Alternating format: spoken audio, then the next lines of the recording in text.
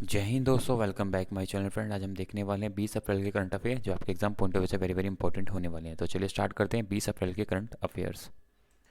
Friend, question number first है, भारत में दृष्टि बाधित लोगों के लिए पहला रेडियो चैनल कहाँ पे लॉन्च किया गया फ्रेंड? ये तो पहला रेडियो चैनल भारत का कहाँ पे लॉन्च किया गया फ्रेंड? ऑप्शन ए, नागपुर में। ठीक है ना, याद रखना इंपॉर्टेंट है। भारत हाल ही में दृष्टि बाधित लोगों के लिए भारत का पहला रेडियो चैनल नागपुर में लॉन्च किया गया। इसका नाम रेडियो अक्ष दिया गया है। ठीक है ना, इंपॉर्टेंट याद रखना। तो नागपुर में पहला दृष्टि बाधित चैनल रेडियो चैनल लॉन्च किया गया है। फ्रेंड, क्वेश्चन नंबर सेकंड है, देश का पहला इंटरनेशनल स्किल इंडिया सेंटर कहाँ बनाने की तैयारी है फ्रेंड? तो ये कहाँ बनेगा पहला? राइट आंसर होगा ऑप्शन ए, भुवनेश्वर में, उड़ीसा में। ठीक है ना। तो इम्पोर्टेंट कैसे है, क्योंकि इसके अंदर क्या होगा, जो लोग जाते हैं चाहते हैं कि विदेशों के अंदर नौकरी करें, तो उनको यहाँ पे हाई स्किल ट्रेनिंग मिलेगी ताकि वो बाहर जाके विदेशों में जाके नौकरी कर सकें इजीली। ठीक है ना। तो NSDC और NDI के बीच शनिवार को समझौते ज्ञापन पर हस्ताक्षर किया गया। इस अवसर पर केंद्रीय कौशल विकास और उद्यमशीलता मंत्री धर्मेंद्र प्रधान मौजूद थे। इस करार के तहत अंतर्राष्ट्रीय कौशल केंद्र विदेशों में काम करने के इच्छुक युवाओं को गुणवत्तापूर्ण प्रशिक्षण देगा। यह केंद्र ऐसे प्रशिक्षण का बंदोबस्त करेगा जिसका कनाडा, ऑस्ट्रेलिया और खाड़ी देशों में अंतर्राष्ट्रीय नियोक्ताओं की मांग के अनुरूप कौशल दे सके। ठीक है ना, खाड़ी देशों में बहुत डिमांड रहती है हमारे देशों में, तो ज़्यादा स्केल होगी उनके पास, तो वो उतनी ज़्यादा उनकी मांग विदेशों में होगी। ठीक है, तो इंटरनेशनल लेवल का ये स्किल इंडिया सेंटर बनेगा भुवनेश्वर में। ठीक है फ्रेंड्स। फ्रेंड, इंपॉर्टेंट क्वेश्चन है, को लोक प्रशासन 2020 में उत्कृष्टता सबसे अच्छी के लिए, मतलब सबसे अच्छे प्रदर्शन के लिए PM पुरस्कार हेतु चयनित हुई कौन सी योजना है? ऐसी कौन सी योजना जो इसके लिए चयनित हुई है? उड्डयन योजना। ऑप्शन ए राइट आंसर होगा। ठीक है friend, option A right answer होगा। नागरिक उड्डयन मंत्रालय की प्रमुख योजना क्षेत्रीय कनेक्टिविटी योजना उड्डयन उड़े देश का आम नागरिक को नवाचार केंद्रीय श्रेणी के तहत लोक प्रशासन 2020 में उत्कृष्टता के लिए प्रधानमंत्री पुरस्कार हेतु चुना गया। ठीक है ना। एक तो कनेक्टिविटी, हर एक छोटे छोटे प्लेटफॉर्म के, हर एक एयरपोर्ट के छोटी छोटी कनेक्टिविटी बने और हर एक नागरिक को प्लेन में सफ़र करने का जो उनका सपना रहता है वो पूरा किया जा सके। तो उसी को ध्यान में रखते हुए ये योजना चलाई गई थी, उड्डयन स्कीम, जिसके तहत इसको प्रधानमंत्री पुरस्कार हेतु चुना गया है। ठीक है ना, इंपॉर्टेंट है, याद रखना। ठीक है friends. Friend, question number fourth है, सैन्य अभियान का नया डायरेक्टर जनरल किसे नियुक्त किया गया? सैन्य अभियान के लिए एक नया जो हमारे डायरेक्टर जनरल नियुक्त किए गए फ्रेंड, किसे नियुक्त किया गया? तो फ्रेंड राइट आंसर होगा option A, lieutenant general Manoj Kataria ji को इसके लिए नियुक्त किया गया है। ठीक है, काफ़ी अच्छा अनुभव है इनके पास, तो इनके उनको इस पोस्ट के लिए नियुक्त किया गया है। ये एक साइड स्ट्राइक फॉर्मेशन है जिनका मतलब है कि पाकिस्तान और चीन दोनों के खिलाफ ऑपरेशन करना। उन्हें सेना मुख्यालय में महानिर्देशक स्टाफ के रूप में भी काम किया है, तो काफ़ी अच्छा अनुभव है। कटारिया राष्ट्रीय रक्षा अकादमी के पूर्व छात्र हैं। उन्होंने 1986 में राजपूत रेजिमेंट की 23वीं बटालियन में कमीशन दिया गया था। ठीक है ना, इंपॉर्टेंट है, याद रखना friend. Friend, question number fifth है, सैलेंट मॉडल बैंक का पुरस्कार किस बैंक को दिया गया फ्रेंड? तो सैलेंट मॉडल बैंक किसे मिला है इस साल का पुरस्कार? तो राइट आंसर होगा ऑप्शन सी, इंडसइंड बैंक को। ठीक है, तो पेमेंट सिस्टम में जो ट्रांसफॉर्मेशन दिखाता है, ठीक है, बहुत ज़्यादा एक कार्य को एक एक प्लानिंग के थ्रू अच्छी तरीके से कार्यान्वयन करता है, तो उनको इस तरीके के पुरस्कार से सम्मानित किया जाता है। यह पुरस्कार क्लाउड आधारित केंद्रीय भुगतान केंद्र बनाने में बैंक की उत्कृष्ट यात्रा को मान्यता देता है। यह पुरस्कार वैश्विक स्तर पर वित्तीय संस्थानों को लिए प्रोत्साहित दिया जाता है। ठीक है फ्रेंड्स। फिर क्वेश्चन नंबर 6 है, वेरी वेरी इंपॉर्टेंट क्वेश्चन। ऐसे क्वेश्चन आने के पूरे पूरे चांस होते हैं। तो lieutenant general Manoj Pande army के डैश वे प्रमुख बने हैं। तो फ्रेंड कौन कौन से प्रमुख बने हैं ये? राइट आंसर होगा ऑप्शन ए, 29वें।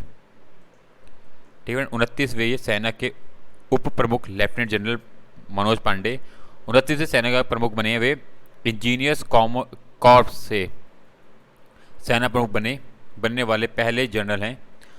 30 अप्रैल को सेवानिवृत्त हो रहे जनरल मनोज मुकुंद नरवणे की जगह लेंगे। ठीक है, इंपॉर्टेंट पद है ये। तो ये अब हमारे 29वें सेना प्रमुख होंगे। ठीक है फ्रेंड्स। फ्रेंड, क्वेश्चन नंबर 7 है, इंडिया इंटरनेशनल सेंटर IIC के हीरक जयंती समारोह का उद्घाटन किसने किया? हीरक जयंती समारोह का उद्घाटन किसने किया फ्रेंड? तो राइट आंसर होगा ऑप्शन बी, राष्ट्रपति रामनाथ कोविंद ने। ठीक है, राष्ट्रपति रामनाथ कोविंद ने नई दिल्ली में इंडिया इंटरनेशनल सेंटर के हीरक जयंती समारोह का उद्घाटन किया है। राष्ट्रपति ने कहा है आईआईसी के हीरक जयंती वर्ष में वह कामना करते हैं कि भारत भर में सैकड़ों आईआईसी हो और कई राज्यों व छोटे शहरों में हो तथा बहस और चर्चा के उच्च मानक स्थापित करें। ठीक है ना, तो इम्पोर्टेंट है, याद रखना इसका। ठीक है, बेसिकली फ्रेंड इसमें क्या है कि आपको आईआईसी के अंदर अपने विचारों का, अपनी थॉट का, कल्पना का आदान प्रदान करने के लिए अंतर्राष्ट्रीय मंच के रूप में की गई थी। तो तब दुनिया निष्पक्ष और स्थिर अंतर्राष्ट्रीय व्यवस्था और 2 विश्व युद्धों के विरासत भर भार से संबंधित मुद्दों का सामना कर रही थी। तो उस टाइम जब 1958 या उससे पहले के दौर जो थे काफ़ी ज़्यादा डिफ़िकल्ट्स के दौर निकले थे। अभी भी थोड़ा, पर अभी है कि अब सब देश जुड़े हुए हैं तो इतना लोगों के ऊपर या इतने उन कंट्री के ऊपर दबाव बना देते हैं कि कोई ऐसे मेजर स्टेप ना लिए जाए जिससे कि दूसरी कंट्रियों के ऊपर इम्पैक्ट पड़े।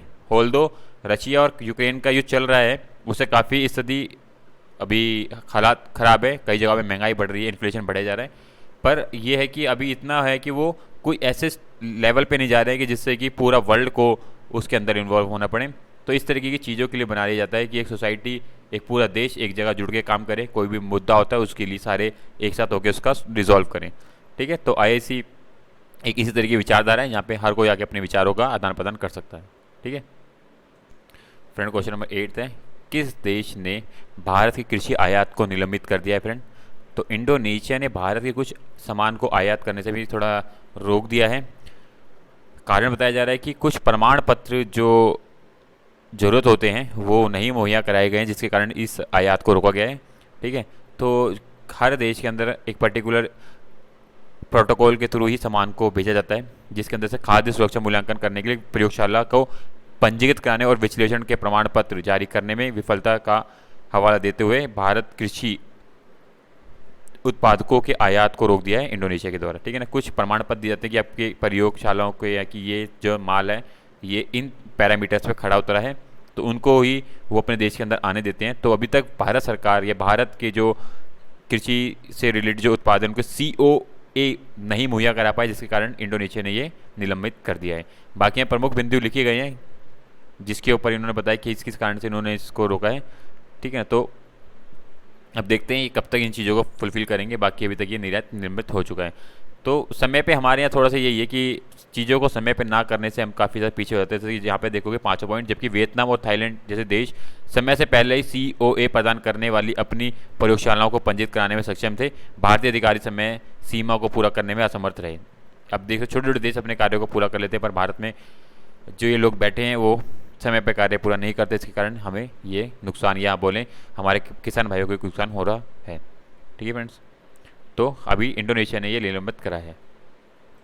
ठीक है फ्रेंड, यहाँ पे कुछ इंपॉर्टेंट योगदान जैसे कि ये लिखा गया है कि भारत से चीन गेहूं, चावल, मक्का, मिर्च, मूंगफली और प्याज का आयात करता है इंडोनेशिया, इसलिए निर्यात में मौजूदा स्थिति को लेकर चिंता है, क्योंकि बहुत चीज़ें हम उनको निर्यात करते हैं तो वेरी वेरी इंपॉर्टेंट हमारे लिए।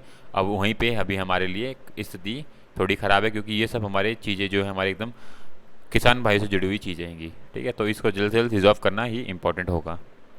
फ्रेंड यहाँ पे बाकी चीज़ आप लिखी है, एक बार खुद से भी नोट रीड आउट कर लेने एक बार। ठीक है फ्रेंड्स, चलते हैं आगे हम। फ्रेंड क्वेश्चन नंबर 9 है, एल रूट सर्वर प्राप्त करने वाला देश का पहला राज्य कौन सा है? एल रूट सर्वर प्राप्त करने वाला कौन सा देश का पहला राज्य बना है फ्रेंड? तो राइट आंसर होगा ऑप्शन ए, राजस्थान। ठीक है, राजस्थान एल रूट सर्वर प्राप्त करने वाला देश का पहला राज्य बन गया है। निर्बाध इंटरनेट मतलब बिना रुकावट के इंटरनेट कनेक्टिविटी के साथ साथ ये सर्वर राज्य को अपनी प्रमुख डिजिटल सेवाएं प्रदान करने में, जो भी इनकी इंपॉर्टेंट जो डिजिटल सेवाएं जो डिजिटल के माध्यम से लोगों तक पहुंचती हैं, वो इजीली पहुंचा सकते हैं।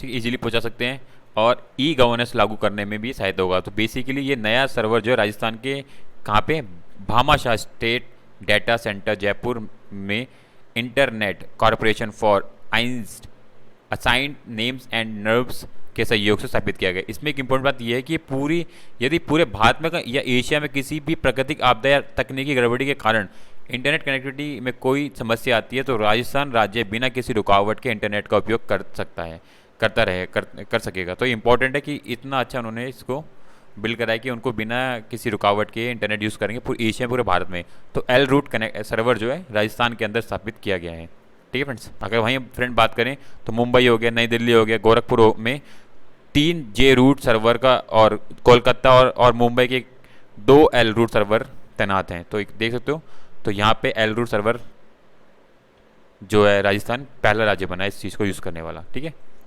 फ्रेंड। क्वेश्चन नंबर 10 है, कौन लॉन्च करेगा राष्ट्रीय डेटा और एनालिस्टिक प्लेटफॉर्म? तो कौन ये लॉन्च करने वाला है? तो राइट आंसर का ऑप्शन है नीति आयोग।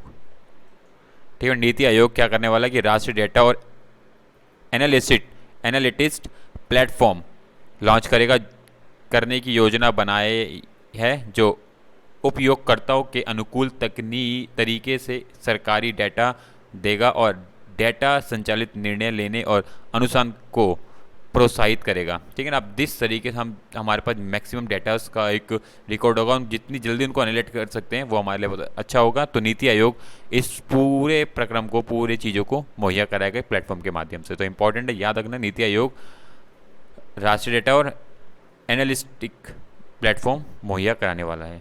ठीक है। शुरुआत के समय में प्लेटफॉर्म में 40 से अधिक मंत्रालयों के 200 डेटा सेट होंगे और आगे फिर धीरे धीरे इनको बढ़ाया भी जाएगा।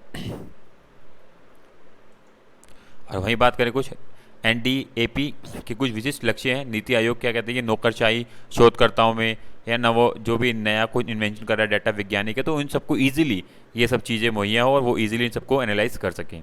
ठीक है। तो इंपॉर्टेंट है, इन सभी चीज़ों के बारे में आपको बताना चाहिए। तो फ्रेंड ये 10 क्वेश्चन थे इंपॉर्टेंट है, जो आपके करंट अफेयर एग्जाम से, करंट अफेयर के लिए इंपॉर्टेंट है। तो आपको इसी तरह की वीडियो के लिए फ्रेंड चैनल को सब्सक्राइब एंड बेल को क्लिक करें, ताकि आपको time to time important current affair मिलते रहें। So friend, thank you for watching my video friend. Bye bye. Thank you friends. Thank you.